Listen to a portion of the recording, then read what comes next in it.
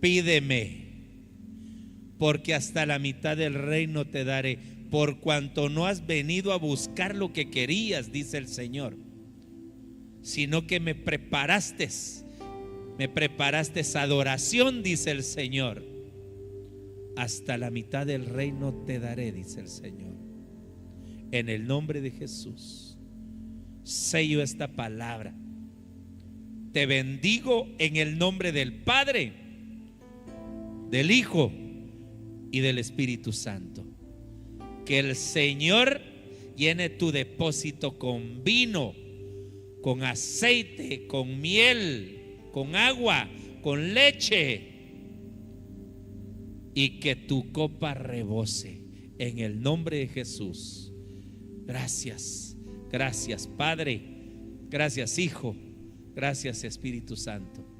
Amén, amén y amén. Le doy un aplauso fuerte al Señor. Ay,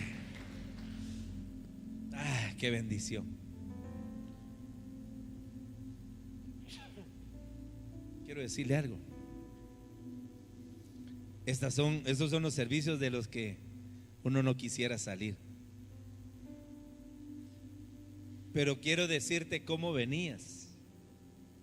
Venías cargado.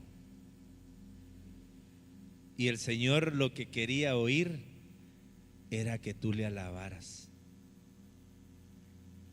Esperaba que tú abrieras tu boca y le dijeras: eres mi amado,